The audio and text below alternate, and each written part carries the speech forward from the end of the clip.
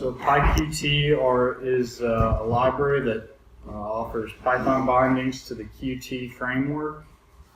Qt is a C++ framework, widely used in open source. Some of the basic things Qt provides is some event-driven programming tools, GUI components, cross-platform compatibility layers, and a lot of, just a ton of other stuff. A very large library. It kind of follows the batteries included philosophy. So pretty much almost anything you want to do is included in there. It supports, Qt supports Windows, Linux, OS X, Android, iOS, and several other more obscure operating systems and embedded environments. So now that we understand what Qt is, to set up Qt or PyQt, this is my requirements file. Pretty simple. Just pip install PyQt5, and you should be ready to go. So, first example. So we're going to start out with a Hello World application or little example. So the first thing we notice is we are importing Qt widgets, a widgets module with Qt. In Qt, a widget is pretty much any visible and interactive element of a GUI. Some examples are like buttons, text boxes, sliders, dials, labels, things like that. Those are all widgets. Qt provides probably over 100 ready-to-use widgets, and you can create your own by either combining them or subclassing and all that kind of stuff.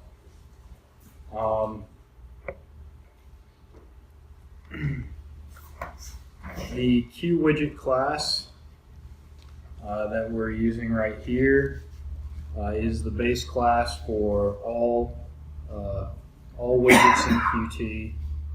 Provides the very minimal interface, the most minimal interface required for an interactive UI element.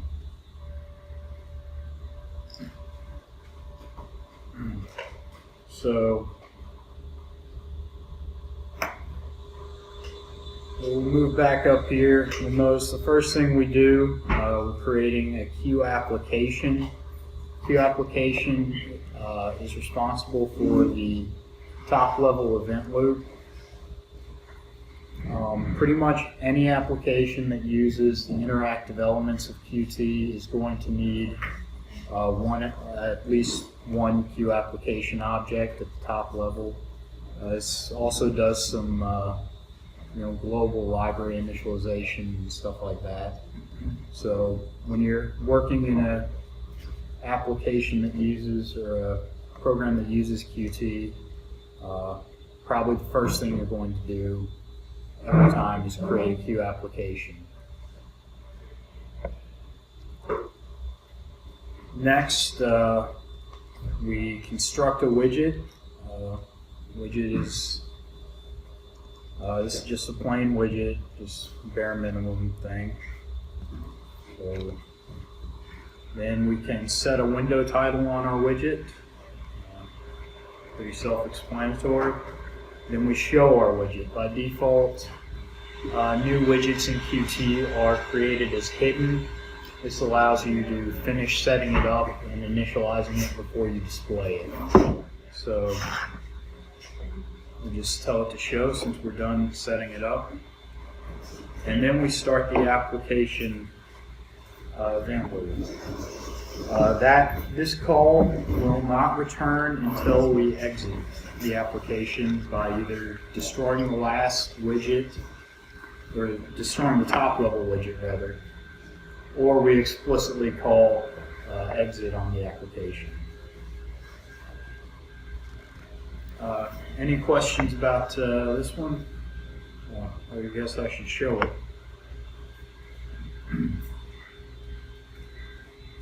And this is what we get. So we didn't add anything to it, we just created the bare minimum widget and set a window title. But got something displaying and, 5 lines of code. So not too bad. Will that run on any OS? This will work on Windows, Linux, OS X. There's probably more to do if you're trying to do it on iOS or Android, but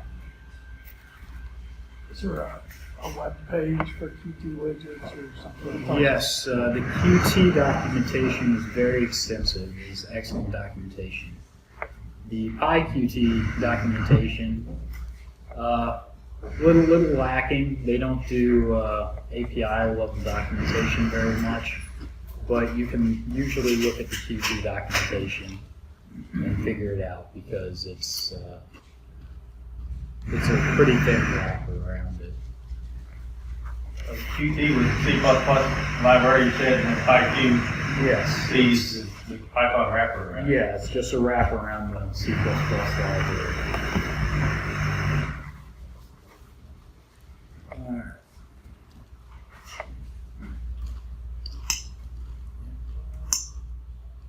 Let's move on to layouts. So here we are creating our own custom widget type by subclassing QWidget. And basically in our initialization here, we're creating some child widgets.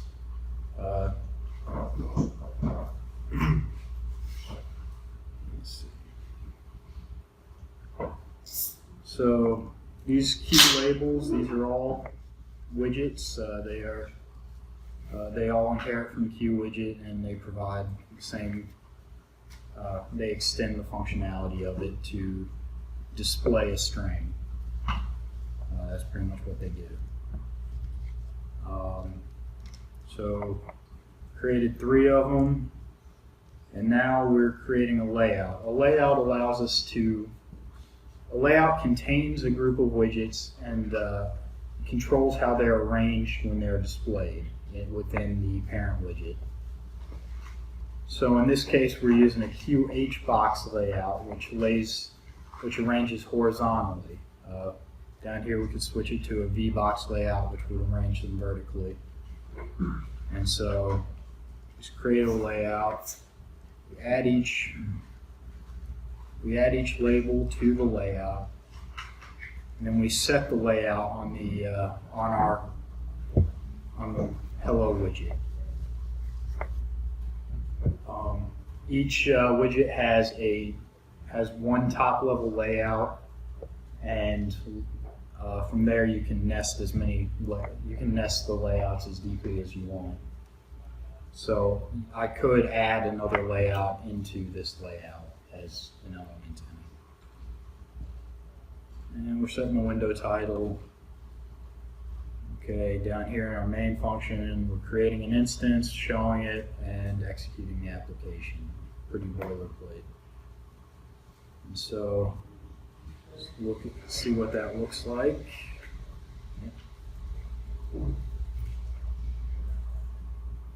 And here's our widget. And You don't get ahead, but if you wanted to have multiple windows in one application, yes, you're going to go into that at some point. Is that um, done here? that can be done. I didn't include that. Okay. But yes, you can have multiple windows in a single application. Okay. Do you have any control over the styling at all? Yes. Qt, you can manually set the style within the application. You know, there's things like palettes, and you can even override. You can override all the rendering that happens. But the easier way, and the way you probably should do it in most cases, is a style sheet. Qt supports CSS-like style sheets. I mean, they obviously don't have all the features of CSS, but they're similar, and you can control background colors, borders. You know, they have, you know, what do they call them? State selectors. So, you know, you can change it on hover and click and stuff like that. So, yeah, you can certainly change the styling pretty easily. Right now I'm just using the default that I have configured on iOS here. So it's horizontal, you can do it, create a vertical one.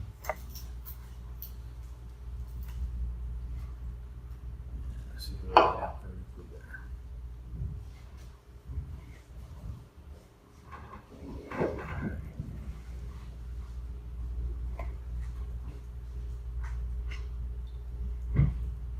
So that was a box layout. That was the most simple sort of layout. You just add widgets and they, you know, just arranged in a list either horizontally or vertically.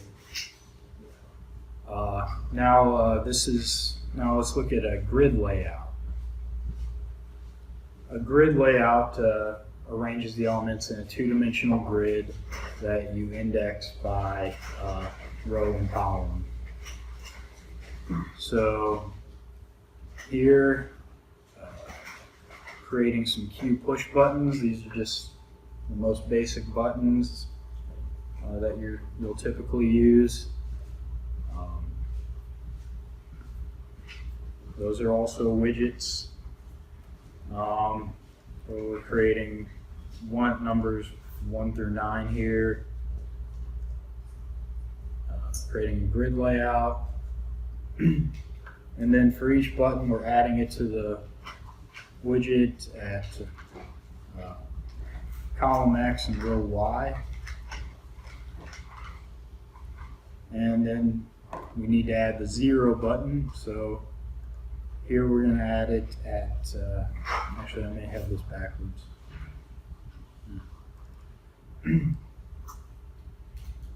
We're adding it to the 3rd row at column 1. Rows and columns are indexed by 0, so this would be centered on the bottom row. We set our widget's layout, set a title, and that's all we got to do.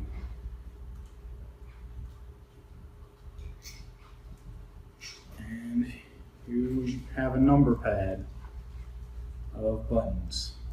You can click them, but they're not doing anything right now because we haven't set them up to do anything yet.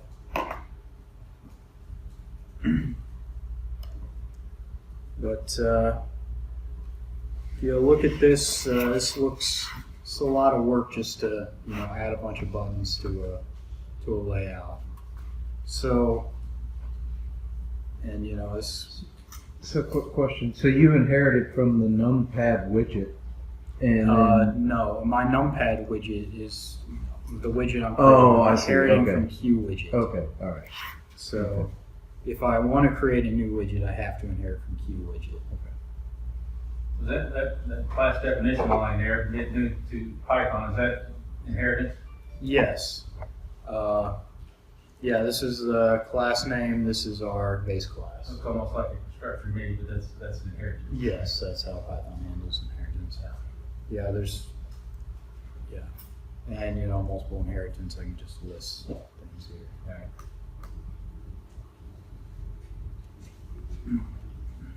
All right. So let's look at a simpler way of adding, of laying out a widget and constructing the basic UI elements.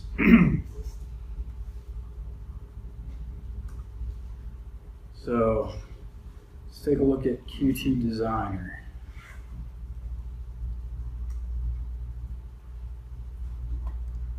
So Designer is an application that allows you to lay out and design your widgets in a GUI setting. It allows you to mock up and lay out or wireframe your all the pieces of your application, and then it will save an XML file that can then be parsed, and you can either run it through a code generator to generate your base class, or you can parse it directly through the UIC module, and it will take care of setting up your widget as you've laid it out here graphically. So let's look at an example. Here's the same numpad. I just drag and drop things in there like that. So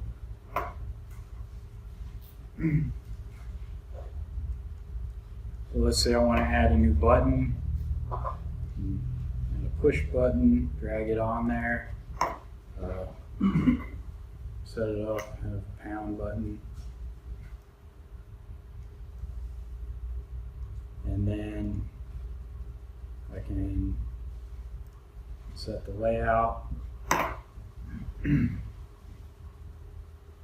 save it, and I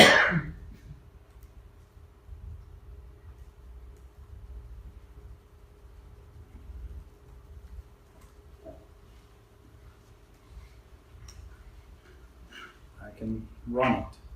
So what I'm doing here, I'm importing the UIC module, which handles these UI files. This is the file I saved as. This computes the path. It's just an XML file. It's actually surprisingly simple. So then I just create my same style widget here. UIC.loadUI, pass it the path to the file and self, and this will add all the elements I created in Qt Designer to this class, or to this object. And then you'll notice The self just for the that file. Then it's going to just parse it to that file. yes, the self, the second argument controls where it adds all the sub-elements you constructed in the designer.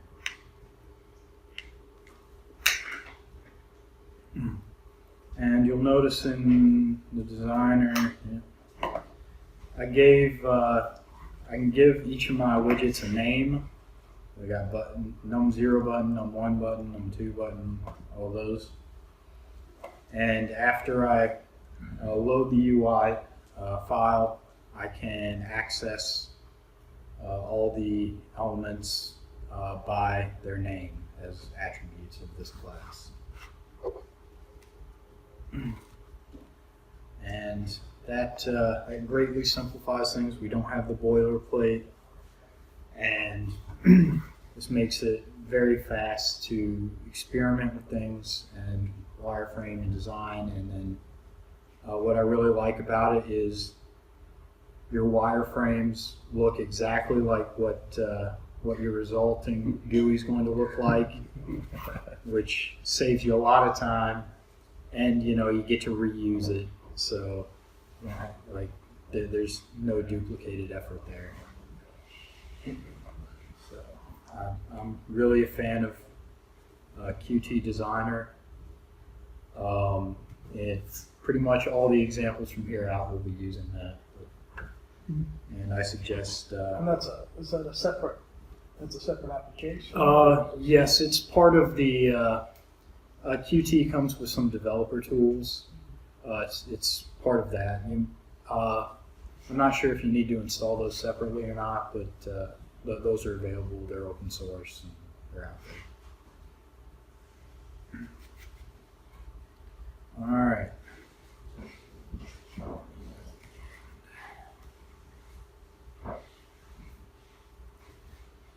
Now let's.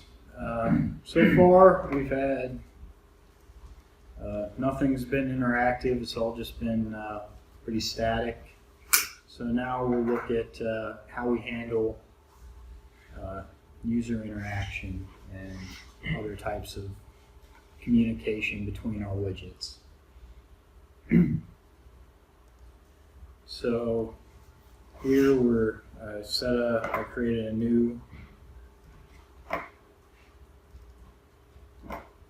designer, new widget in designer. Got a few little sub widgets on there. So we got a button, a label, text box, they call it a line edit, progress bar, and a slider. Just a few things to play around with. So we load the UI file like we did last time. Load it up there. All right. Now, Qt interactions between widgets normally take on the form of a signal and a slot. A signal is emitted from a widget when some action has happened, or that widget might want to notify other widgets or other modules or classes that something has occurred. A slot is called, or a slot is any callable in Python. Can be used as a slot. You can connect a signal to a slot, and then whenever that signal is emitted, the slot gets executed. The slot function gets executed. So,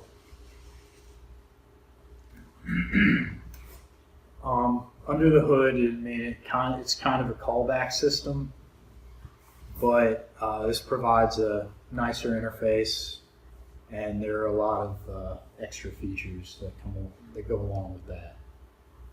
So what we're doing here, we have the click me button here. So we're taking that. The Q buttons have a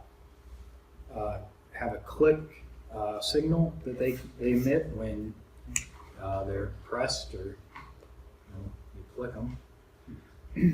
So we take the signal, we connect it to this method right here, our on button clicked method. So whenever we click it, the button emits a signal, it calls our on button clicked, and then we show a dialog. Here we're connecting our line edits. That has a text changed signal, and whenever that happens, whenever the text gets changed, we call say hello. And say hello just updates this label here with the name we entered. And our slider widget. So, okay, actually, let's go back to the line edit. The signals and slots can actually pass information. The signals can be defined to send arguments to the slot that it will call. So you see here we have the say hello, it takes a name argument that should be a string. This text changed signal is defined with a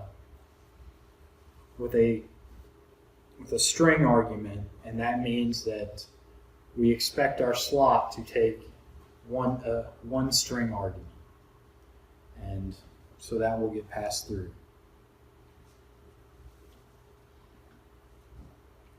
Okay, and here we're connecting our slider. The progress slider has a value change signal. We're connecting it directly to our progress bar. Because the signal and slot here happened to match, progress bar already defined a slot called set value. So because they happen to match in this case, we can just connect them directly and we don't have to define our own function. So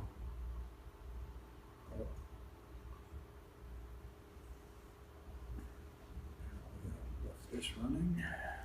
All right, so let's see what that looks like. So here's, we're running our widget. Click me. Creates a dialog for us. We expected. So getting a single whenever we change that. So that worked. And our slider, that's working too.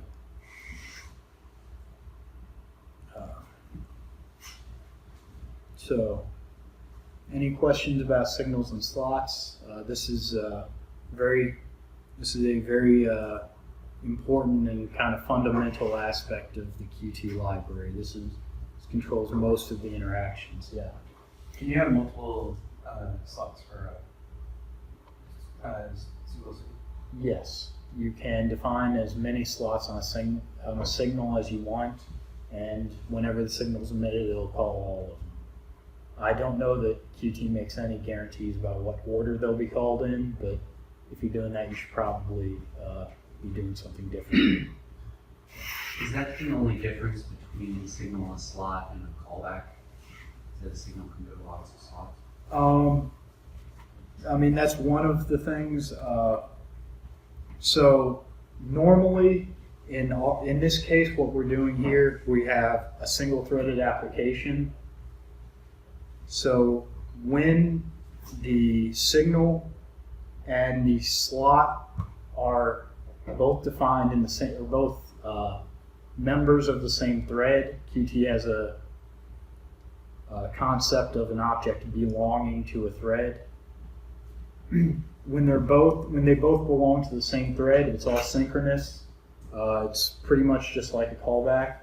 If they're different threads, Qt will handle the signal.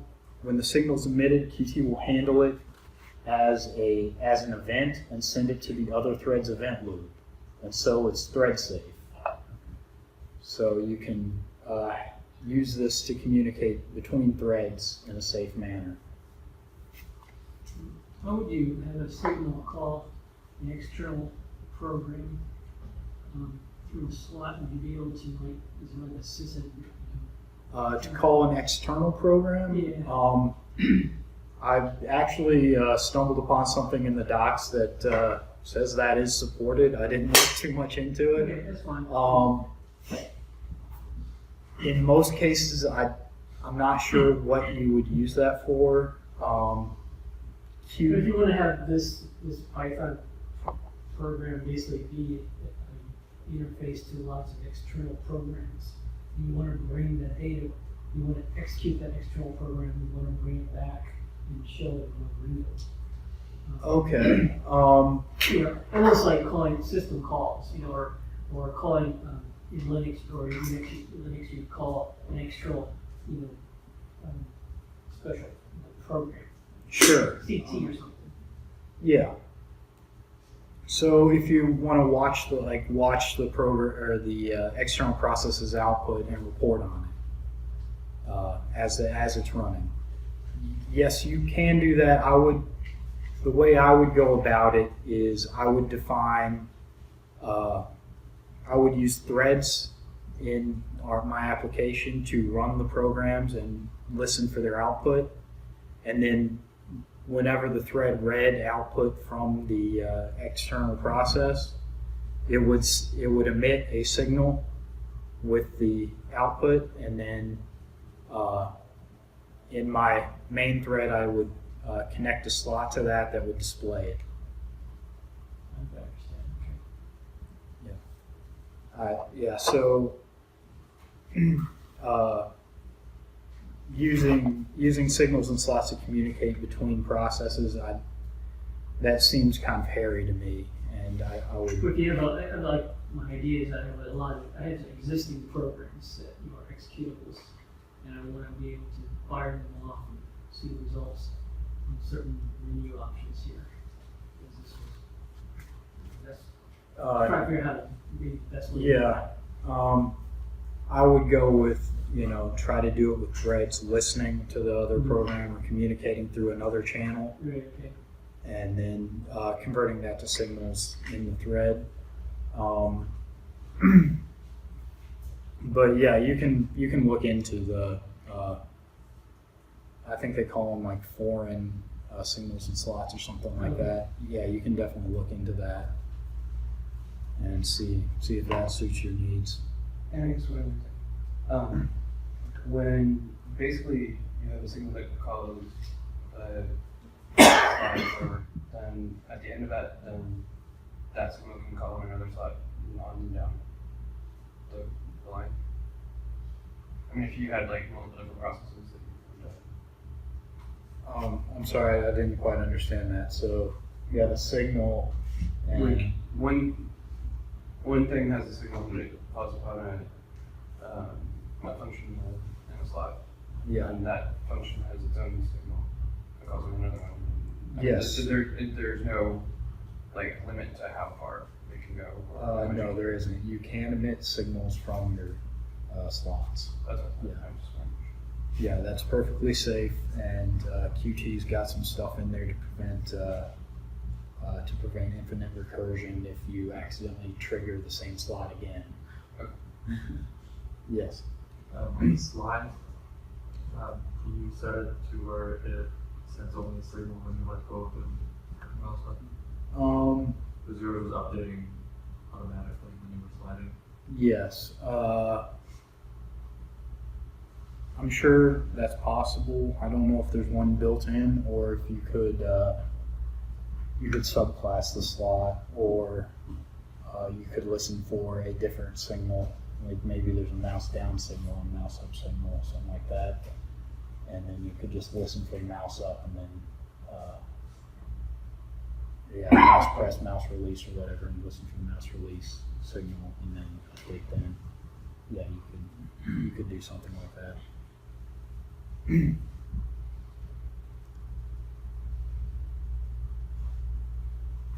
All right. So signals and slots. This is the high level way we communicate between things and are informed of what's happening asynchronously, what may happen asynchronously. So now let's look at the more the lower level here. Let's see. Let's look at events. This is the basis of another basis of a lot of what Qt does. It is an event-driven system, so events are pretty central to how things get done. So here we're creating a Q widget, and Q widgets implement event handlers as methods.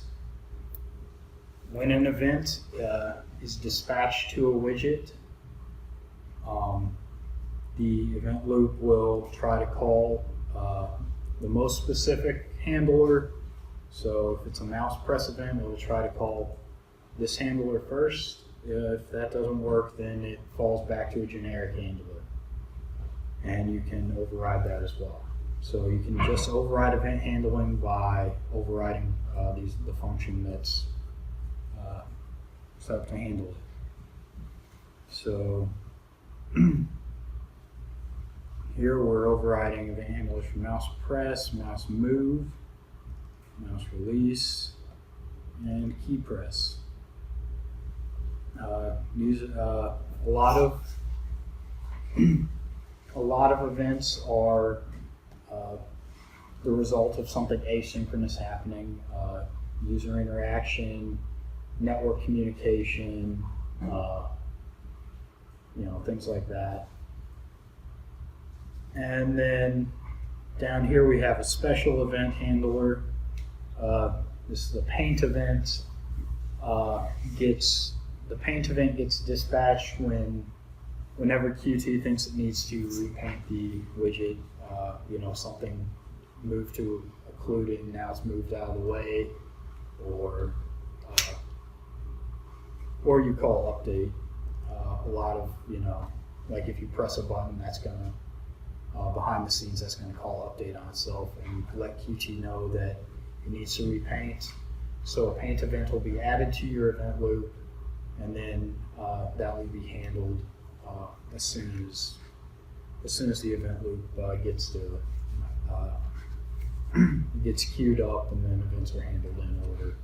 For the most part, some of them combines. If you got multiple like mouse move events or something, they'll just take the last one.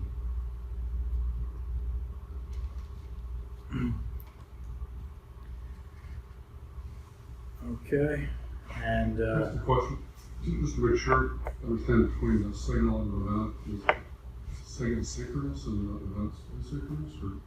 okay. They kind of work on different levels. Signals by default are synchronous, but they can be asynchronous, in which case they use the event loop. They actually, behind the scenes, emit an event, and then the slot is called from the event handler. When they're synchronous, it just calls normally. Events are more for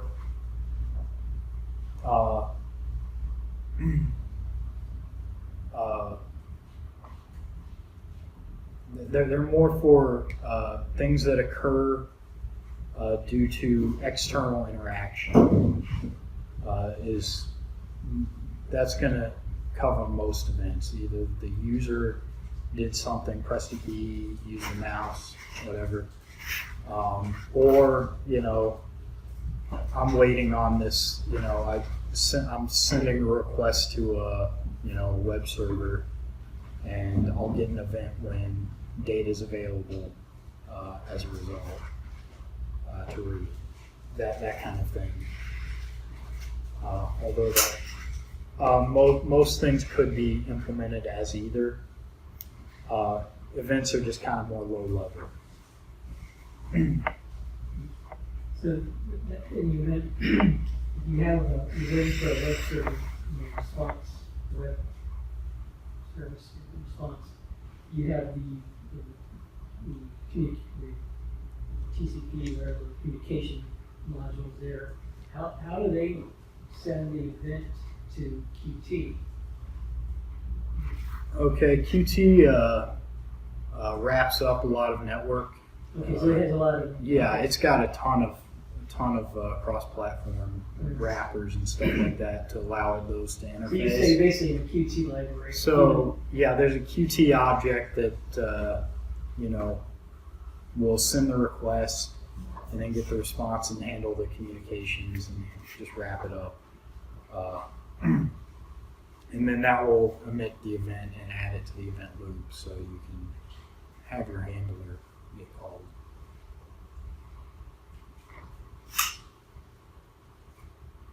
So another cool thing about the paint event is the paint event controls all the rendering for the widget. So you can draw anything you want in a widget. Normally you don't need to do this, but that's the level of flexibility you get. So let's run this. So I just have a blank widget, and then got my mouse down, mouse move event, and mouse release event. And I can just draw lines. and then got hooked up to the key event. So when I hit delete, it clears it.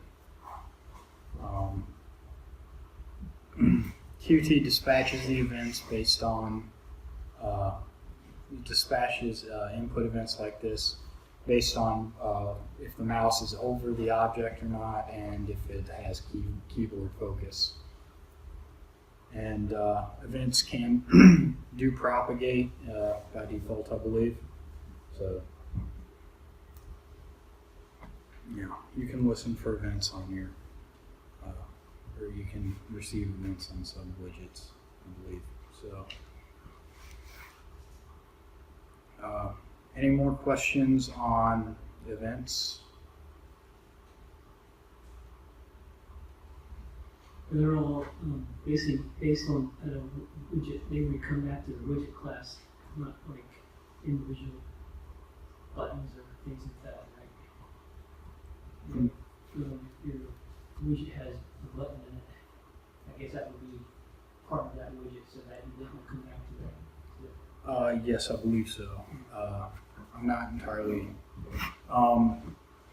You're normally not too concerned about propagation because normally the widget that handles the event, if it needs to know if that's an important interaction, it'll send a signal, and you prefer to listen to connect to the signal than implement an event handler, because like if I wanted to listen for a button press in an event handler, what I would need to do, see, I get the event, then I get the position of the mouse cursor right here. Now I would need to figure out, okay, did the mouse intersect with the button? Is the point over the button? And then I would need to, and then if it was, I could execute my handler. Versus letting the button figure out that, oh, a mouse event happened, because I got the event, the mouse must be within this widget. So I'll emit a signal to notify anyone who cares that someone clicked there.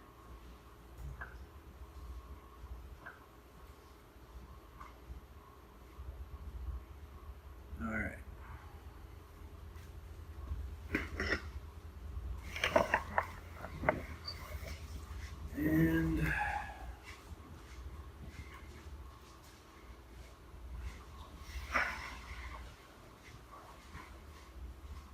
And now we move on to testing. Qt, or PyQt, is very testable, which is something a lot of UI systems have trouble with, is being able to being able to support automated testing. So let's create a new widget to test. So we're making a color mixer widget. Let's look at start in Designer.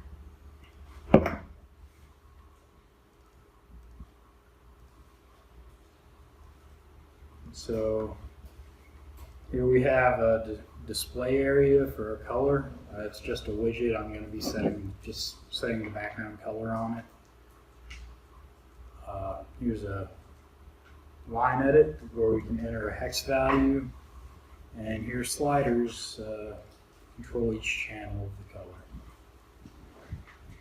And you can see I've nested some layouts. It's got vertical layouts here, and then I've arranged them all in a horizontal layout under the base widget.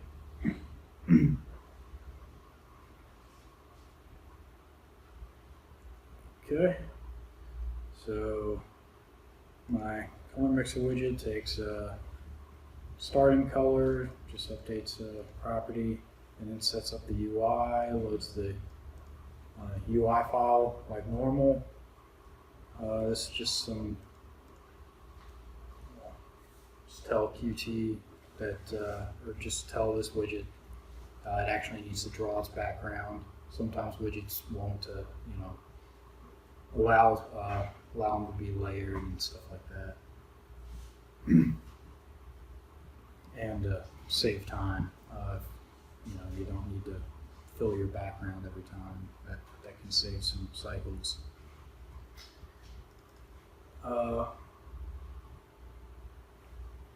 Okay, we're connecting our signals and slots. The line edit has an editing finish. That signal gets emitted whenever you hit enter or it loses focus. And we connect that to set hex method. There's our slot. And we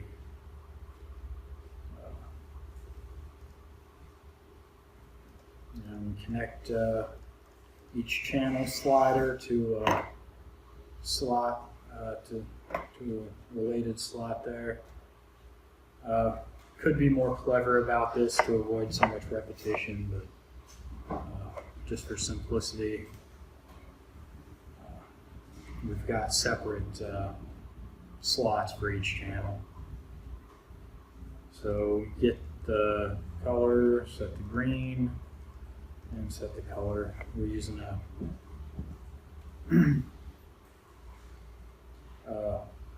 a Qt color object. Once again, Qt's got a class for everything, so that'll represent a color and handle that for us.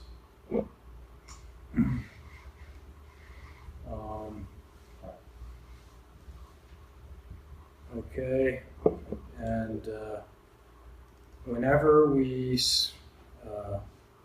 set the color, whenever the color gets reset, we update the UI. We set the values on all of our fields to make sure they stay synced. So if I edit the hex value, it updates the sliders. If I move the sliders, it updates the hex value, and it changes the color that we displayed. So make sure that runs.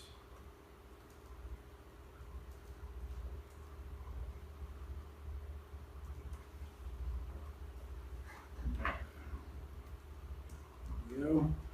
All right, we're defaulting it to gray.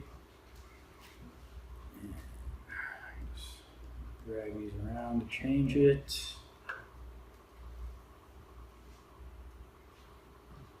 And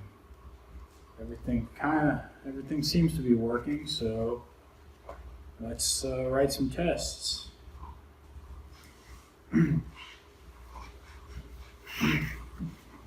So here are our tests. We import our widgets. All right, and I'm using the PyQt5 package or library. This creates fixtures with some very useful helpers for testing Qt applications. Qt also has built in as a module Qtest. That's a set of features that just handle basic event-driven testing.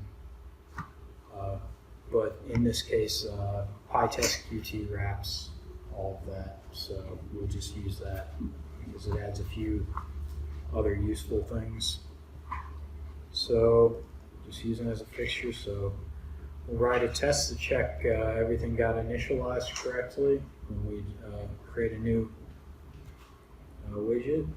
So constructing a new one with a color,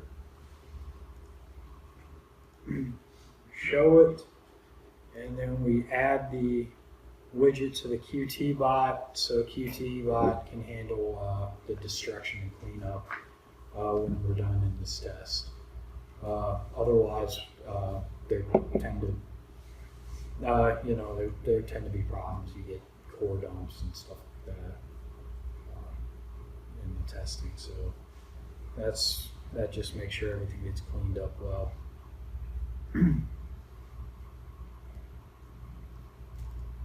All right, and we can access attributes in the mixer of the widget like we normally would.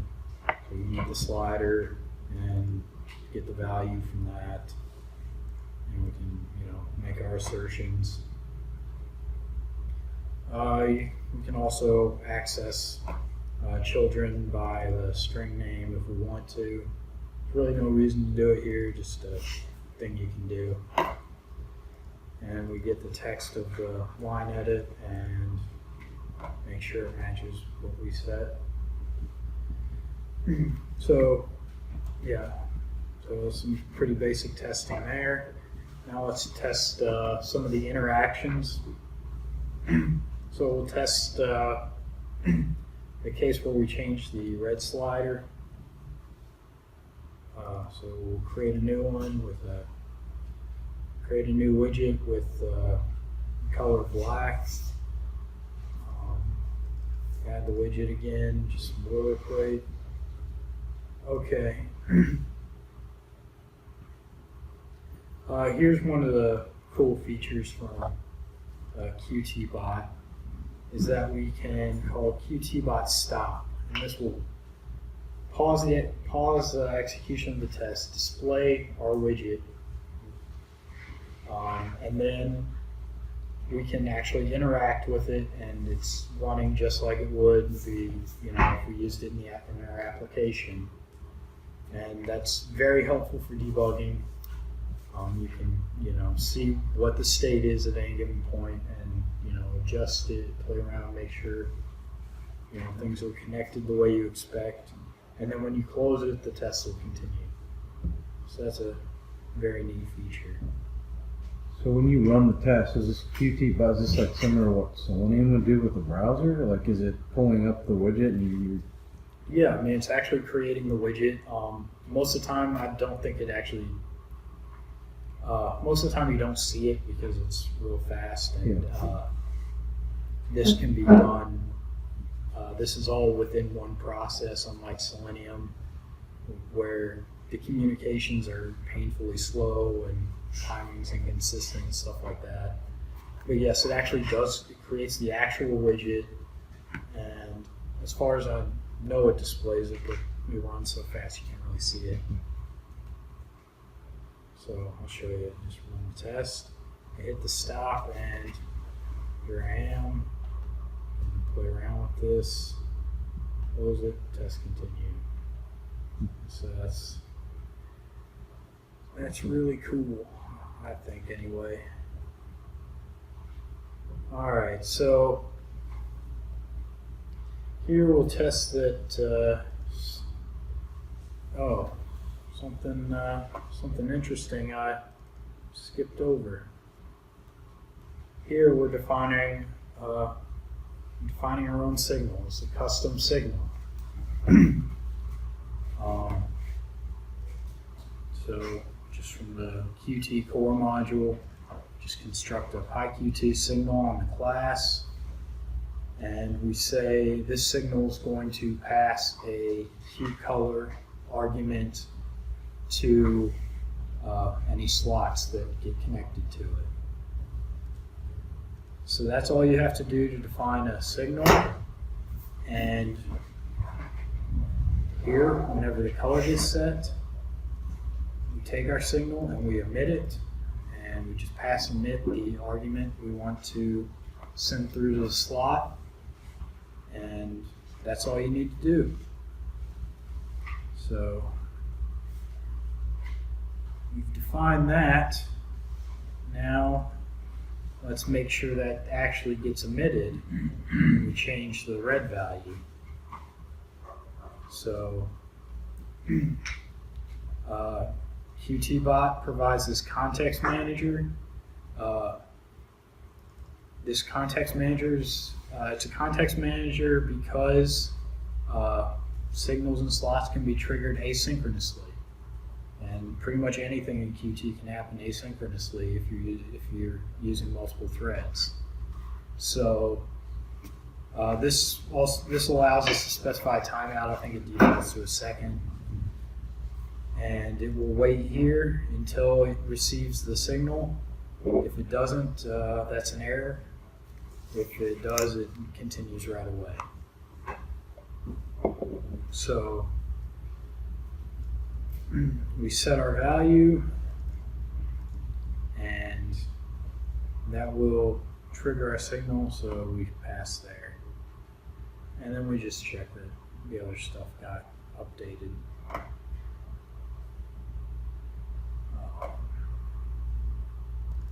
Here we can test using events. Before, we've been testing at a higher level. We just set the values and make sure, and we just assume the signals and slots are that we aren't responsible for our working, doing what they're supposed to.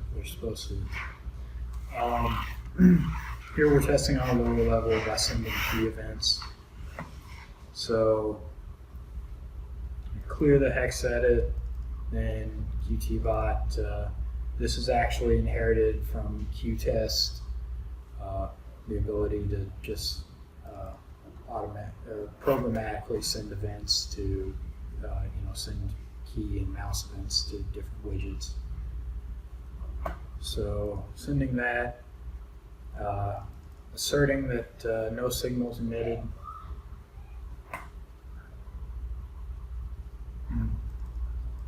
Because we shouldn't get a signal until we lose focus or hit enter. And down here we check to make sure that happens. And so we just send the key event, the return key. And here we make sure that our signal doesn't get emitted if we set it to the same color we had before. I'm just testing this condition. So make sure that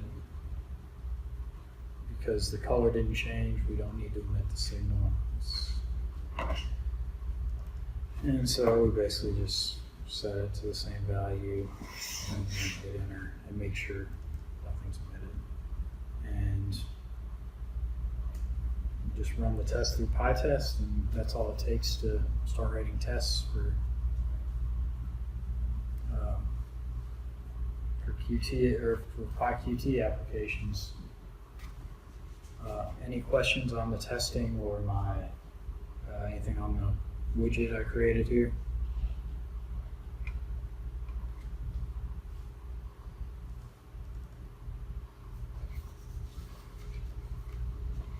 Okay. That takes us through all the Are there any function or methods or whatever that Qt can't do? That are as slots or whatever? just anything. I mean, any command.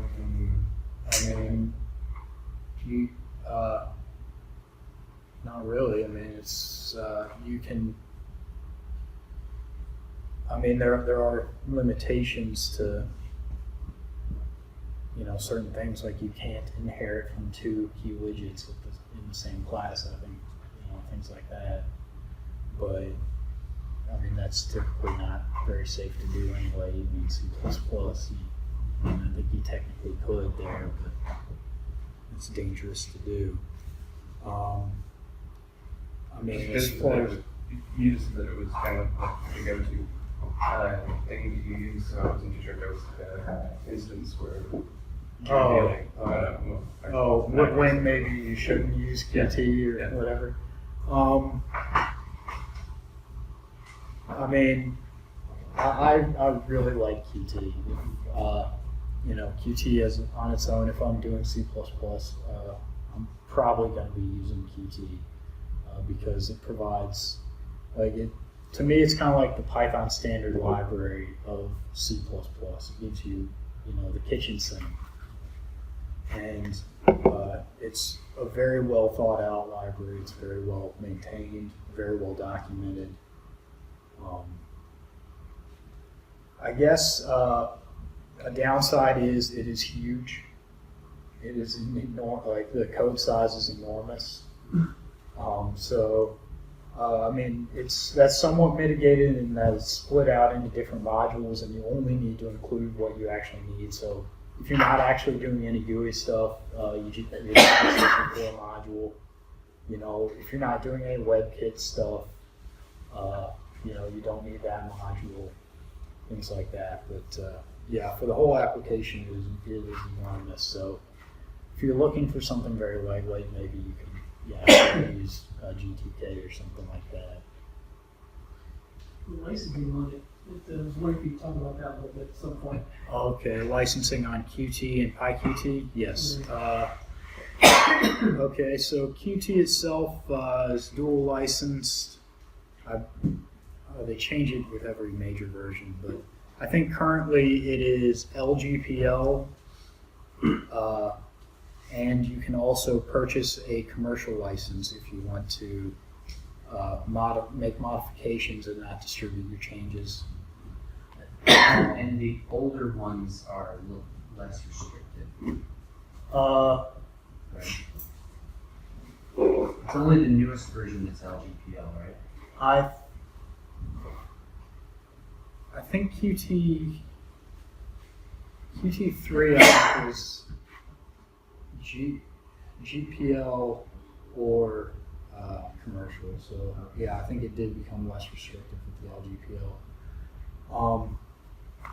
Yeah, I mean with the LGPL, in case any of you don't know, that means you can any changes you make to the Qt library itself, you have to open source them if you distribute them to other people. If you distribute the compiled version, you have to distribute the source, your changes. With GPL, with the commercial, you can make modifications, and you don't have to distribute them as source. But I mean, I find it rare that I need to modify the Qt library directly. I'm mainly just linking to it, so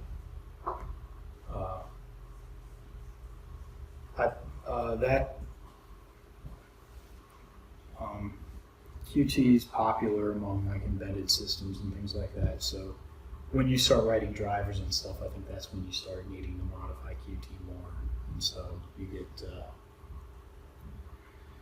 you end up needing the commercial license. PyQt, I believe, is LGPL and commercial dual license. They are separately licensed, two separate entities. Qt is run by the Qt people as its own separate entity, and I forget who's behind PyQt, but that's a separate entity that maintains that. And so if you want to make modifications to the PyQt side of things, you would need to get a commercial license from them if you don't want to open source your changes. Do you have any idea what the licensing cost is? Because they say just to send an email requesting information. Yeah, in things like this, they don't list prices. They're going to want to negotiate. So, yeah, I mean that's standard for like corporate licensing kind of stuff. For hobby projects, if you don't mind open sourcing, you can use it for free. So in your applications, do you have a license, or do you work with the I don't actually Python? use this at work. Okay. I did for several years. I used C++, Qt and C++ for several years at my old job. We had a commercial license because PyQt5, I think, that was GPL unless you paid for the license. So because we were linking to it, and we wanted to distribute a closed source application, we had to pay the licensing fee. Yeah, I'm not sure. I'm not sure how much that GPL, costs. If you don't, that doesn't require you to have your own code open source, right? Because it's the LGPL, if all you do is link to the library, if all you do is use Qt, you don't need to open source your code. Okay. Any changes you make to Qt itself, you would need to open source. Yeah. But you can still call methods and without having to. Yeah, that changed in Qt4. In Qt3, they locked off some parts of it unless you paid for the commercial license.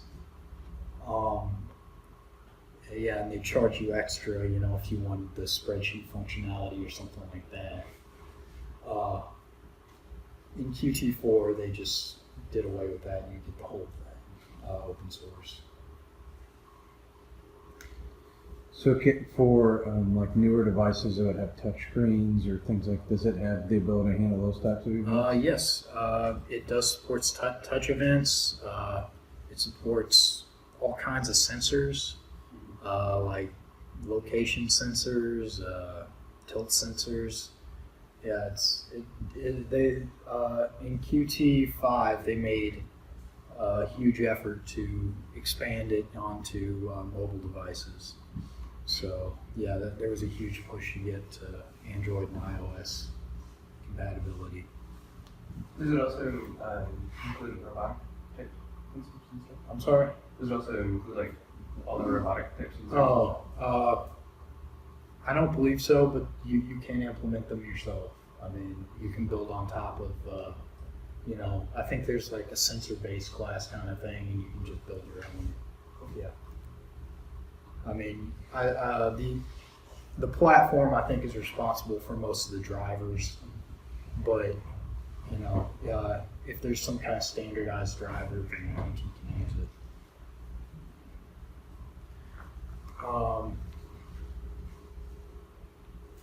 So, yeah, just want to mention a couple other cool Qt features I thought people might be interested in. It's got OpenGL widgets, meaning you create a widget, it gives you an OpenGL context, and you can render anything in there, which is pretty cool. You can do full 3D animation in there. It's got a simple spreadsheet widget out of the box. You just load it up and you got some basic spreadsheet functionality. It's got web views via WebKit right out of the box. A web view is just a widget. You can embed it anywhere. It's got printing support. It handles it interfaces with printers. You remember our Q draw event where we used a painter? A printer is a paint device, so anything you can draw with a painter, you can draw on a printer. And you can draw pretty much anything with a painter, because that's what Qt does to do all its rendering. And it just exposes that to you. You draw it on the printer object and send it away and it prints, which is pretty cool.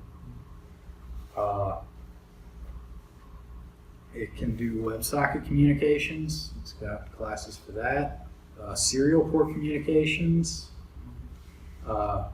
It comes with an application scripting interface support built in, meaning you've got a full JavaScript interpreter and you can bind objects or widgets in your code into the JavaScript and vice versa. And so you can let your power users write scripts for your application and execute them. It's got that out of the box. It's got multimedia support. That's a little harder to set up, but you can embed video and audio in your application. And it comes with a new interface or a new system they're kind of pushing these days. It's called Qt Quick, and that's a system with a markup language that's pretty much the markup language is very similar to a JSON style. Lets you define widgets, and layouts and stuff in a quick, terse text format. And then that can that can be loaded with a JS-like language, and that can handle a lot of the interactions. The simple interactions can be done that way, if you so choose. You can also do them in Python or C++, but that's just a more quick and dirty way to get up and running, and then you can do the complicated parts in Python. or C++. So for graphing, does it have its own graphing interface, or do you call it a graphing? Graphing, it's got chart support. I believe that's related to graphing. I mean, I'm sure you could probably find a library on top of Qt that has that. I don't know, maybe it has Python bindings, maybe not. Something else you could do, you could call any other graphing library, and if you get back an image, you can just paint the image. So yeah, you can. You've got options there, and I mean the Qt Painter. I mean, it supports drawing lines and beziers out of the box. So if worse comes worse, you can implement it yourself. This might kind of go back to the idea of the limitations, but where do they go with Qt6? I'm sorry? Where do they think? With Qt6, I'm not sure. I haven't been following too closely. I've found Qt to get immensely better every generation. Qt3 was very different from Qt4. That was the biggest jump, 3 to 4, where they pretty much went with a completely different paradigm with regard to threading and how event loops worked. And that was a huge improvement, and they added a ton of features. And Qt5 is much more similar to Qt4, but they just added a ton of stuff. They added a ton of platform support and a ton of extra, widgets and classes to communicate and stuff like that. Kind of like with Angular, how Angular and then Angular 2 didn't necessarily correspond together. Yes. Does each generation? Yes, you do end up in situations like that, where you base your entire application on Qt because it's convenient and it's got all the features you'll ever need. So just use it everywhere. And then with the next major version represents a ton of breaking changes, and it becomes very difficult to upgrade. And that definitely happens. What I can say is they do support these every major version for long periods of time. You get minor release updates and stuff like that. That shouldn't have any breaking changes, and they add features and fix bugs and stuff. If you test your application well, it becomes a lot easier to handle those kind of updates. They release change logs, and they release guides for upgrading and stuff like that for new paradigms and things. So, it is doable, but it is a lot of work to go from one major version to the next. But that's what allows them. That's what allowed them to improve it so much. Yeah. You use this in C++, so I was wondering, what kind of things did you find different or hard, easy, or faster? Well, pretty much everything in Python is faster, but in C++, faster for me to write. Oh. I don't know. I don't think there's going to be a huge difference in runtime overhead because I mean all the heavy lifting stuff is done in C++ anyway. Python's just, you know, a thin layer on top of it.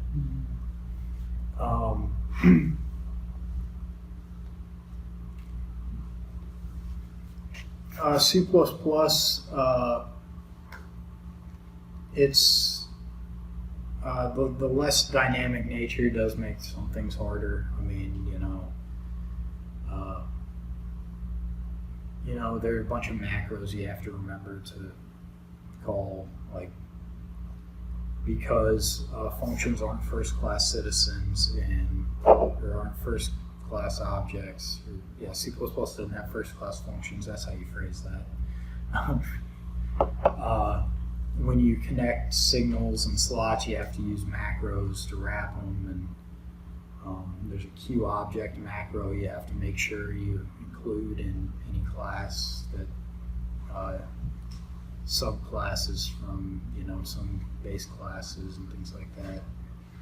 And then you've got to run a preprocessor on all your UI files or at least this was how it was when I was using it. I have not used Qt5 in C++, and we've made major improvements, but you had to run a code generator on your UI files to generate base classes, and you subclass from those to get your custom widgets, which wasn't a huge deal, but it was just an extra step.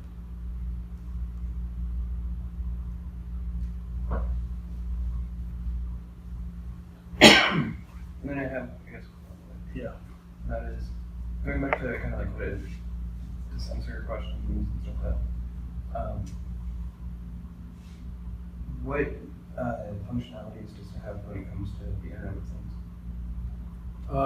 Well, like I said, it supports WebSockets, supports normal web communications, just HTTP communications. It's got an SSL module, As far as hardware support, that is something it's used a lot for. You'll find a lot of I think a lot of GPS devices and stuff like that use Qt. It's very big in the embedded community where you have devices with a screen that you need to manage. So yeah, it is big in that space. So I figure it's probably got most of what you need built in, and you probably just need to glue it together with some drivers to your hardware. But I've personally never used it in that case. I haven't done any real embedded work.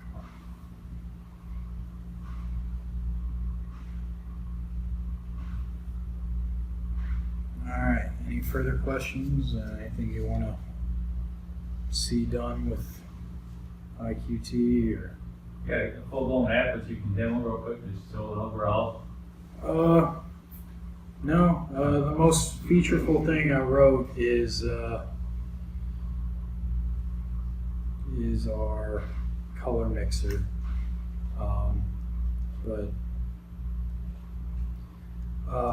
This is just a signal widget, but it's made up of other widgets, and then it could be embedded in other widgets. So, you create applications by nesting widgets. That's how you create your GUI, and everything else is handled in either an event handler or a signal and slot, pretty much. That's where all interactions happen. And then those will call out to libraries that do the real work and stuff like that. So when your text widget, if you wanted to have something function, and if you want to type something and you get a return and you want to see the results, how would you approach that? Would that be like an event, a special character? So I want to type something in, and you type whatever your entry is going to be, and you get a return. How will that return execute? Okay, so the input widget, this line edit, has a signal called, I forget what it's called. connected to it here. No, not that. Connected to it here. It has editing finish signal.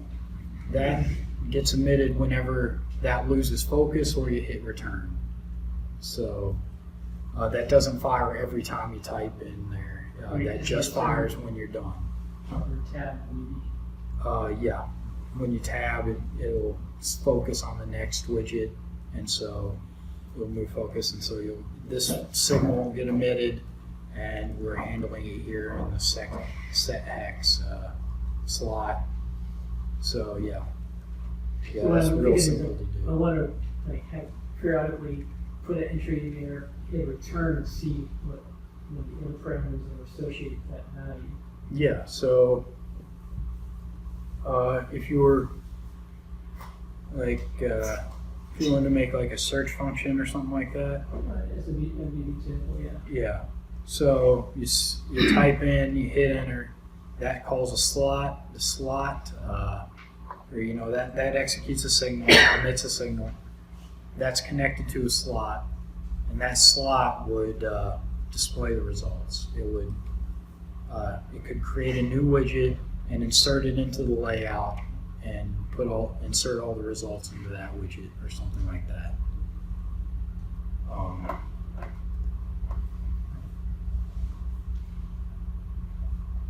Can I take it that the ducks probably have a way of calling it for each part of the change if it was gonna like populate different like search results? Oh, okay. If it populated as you typed, there's a way to do that too. You just listen for a different signal. Right. You just, I think, value change. In which case it would update, but I can't use that here because I'm using an input mask on the field, which I set up here. You can do a lot in Qt Designer. Create an input mask here. So, here I'm saying always show a hash mark.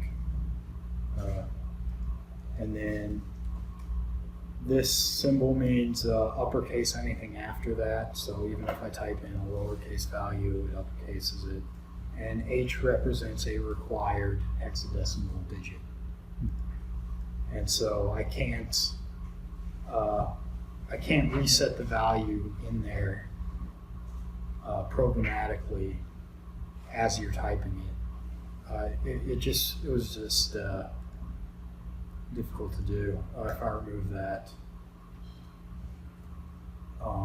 we could do it as we went, though the color's not going to be valid at some points.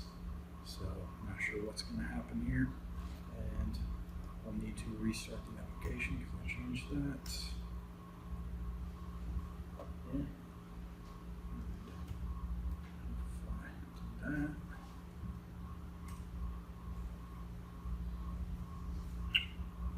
Okay, well, what is that called?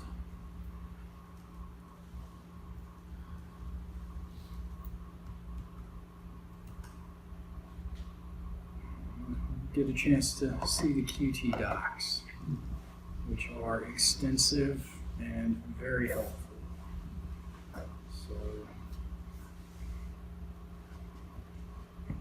So yeah, like pretty much every class has it's got a list of all the public functions, or all the functions you can call on it, all the event handling, like paragraphs about how to use it, and like every single function has like this level of detail almost, in the docs. The docs are very good. And the names in Python will. The names are pretty much the same. That's kind of why you saw some weird naming conventions here. I like to use snake case because that's the Python convention. PyQt is following Qt's convention, which is camel case. So, you get some weird collisions between naming conventions. I mean, you could always just, write your Pythons camel case if you wanted. I mean, Flakegate would complain, but it's perfectly valid to do. Okay, so let's look at what slots we got available. Or no, signals. We don't know the signals. We want text changed or text edited properly. And we can see the difference. I think text change is also omitted when we programmatically set it, not just when the user edits it. We only care when the user changes it, so I'll go with text edited.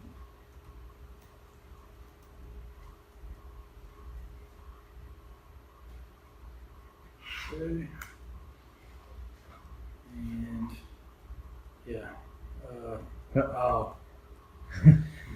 Yeah, the reason that's happening is whenever this is fired, so whenever I delete one of the numbers, it says update UI, and that sets the value on the field I just edited with the color, which is so. Yeah, that's why I'm doing that. We could say.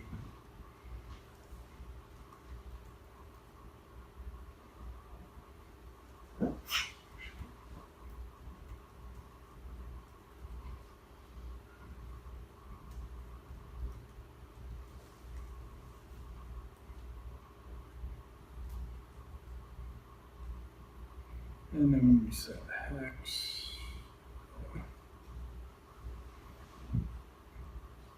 I have to pass it through here.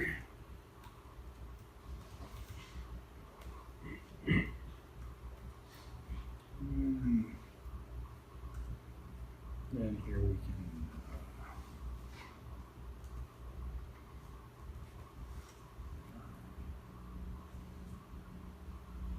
Yeah, I think that's good.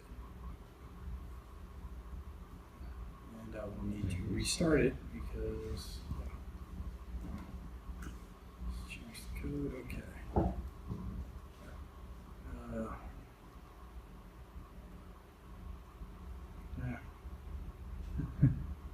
Okay, yeah. What is also happening here is it's setting the value on the slider, and the slider, we got a signal listening for that, and so that triggers it to update, and then it goes back and sets the value there. So, yeah, you can end up in these kind of web of things. I'm fairly certain there's a way to. I think I'm listening to the wrong signal on the slider. I should be listening to when a signal that's emitted when the user moves it, not whenever the value changes. But yeah, you get the idea, man.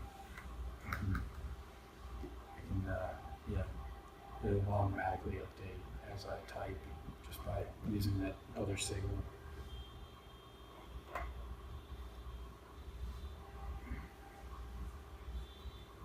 Is there a way of embedding this into a web page? Is that Converting it to a web page. I mean, you can embed web elements inside Qt with a web view, which is essentially a web browser you can embed inside of here. Rendering Qt as a web page, I don't think you can really do that. I mean, you can Google around. Maybe there's a project that overrides the base rendering to draw into a HTML5 canvas. I mean, that's theoretically maybe possible. But if you want this kind of interface for a web page, you can check out WT, which is designed to be Qt for the web. It's a C++ library, a C++ web framework. It's not as full-featured, and it's not as maintained, but it's out there, and I assume people are using it.